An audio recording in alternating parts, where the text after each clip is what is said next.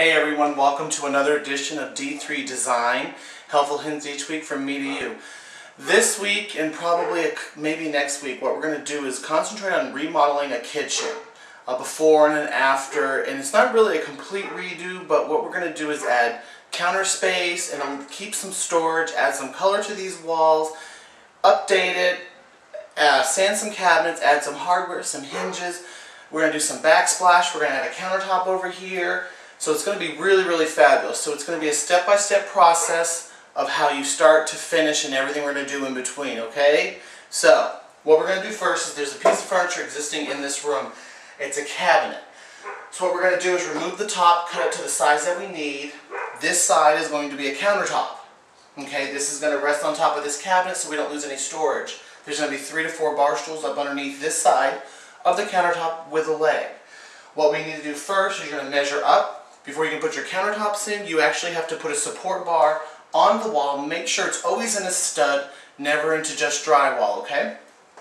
So we're going to cut this down. We're going to add our trim to the wall. We can set our countertop on, do some wood glue, some screws, add our leg, and that's what we're going to do to start off for today, okay?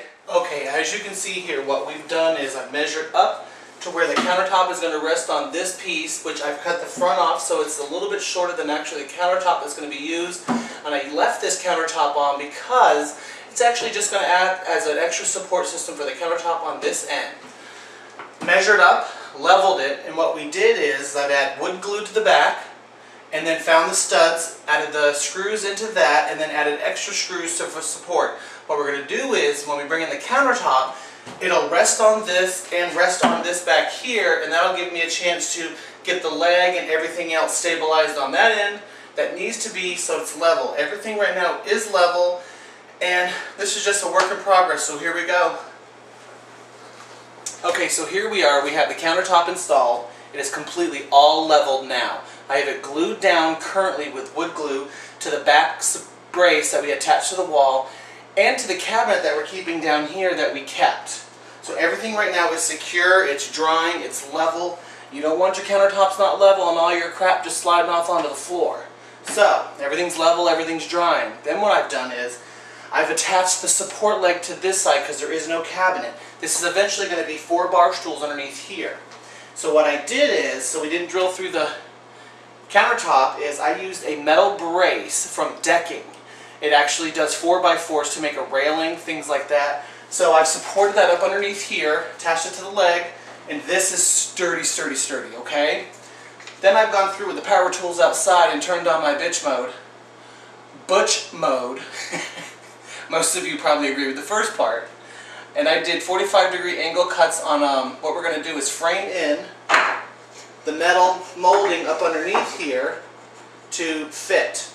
So you don't actually, in the end, you will not see the metal bracket, but all you'll see is some beautiful molding that just goes around. And all this is pine $3 board from Lowe's, okay? It's easy, simple, ready to go. I'm going to install this and I'll be right back. Okay everyone, as you can see, everything's leveled out. I've got everything glued and attached. What I've gone ahead now and done is installed the backsplash. I did it with wood glue on the bottom of it and wood glue on the back, quite a bit of it. Secured it to the wall all the way around to the end piece. Now the end piece down there, I actually had to trim a little bit just so it fit better because of the way they bump up to each other. And all you have to do is measure the piece that you need to cut off, duct tape around it, and what that does, it helps it from the countertop from fraying and chipping and doing all that as you're cutting it. Duct tape it, you're fine.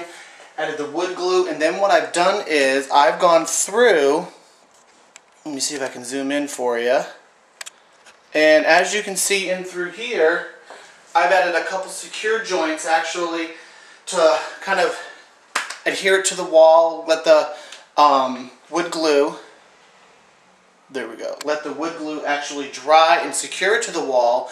Then I'll remove those actual screws that are holding it in to dry, and then I'll come back through and do all the caulking and the edging that needs to be done to seal it and actually make it functional.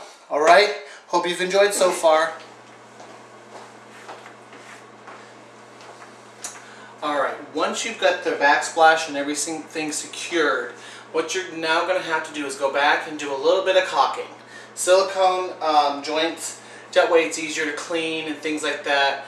Waterproof, I'm doing a white. It comes in a clear also, but I think with everything that's going to be happening with the countertops and everything in the cabinetry, the white is the best to go for me. Now what's going to make this a whole lot easier is these little blue pads, and what you do with these is you actually take them, and it's for grout specifically. You don't have to get it all over you.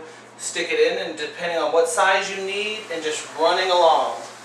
You're going to probably have to periodically clean your brush, or not brush, a little spackle piece. That way it doesn't squeeze over, and you keep it where you need it in your joints, not all over your countertop. As you go down, it fills it in pretty evenly. Get to your corners, swish it around, done. And that's as easy as that one is.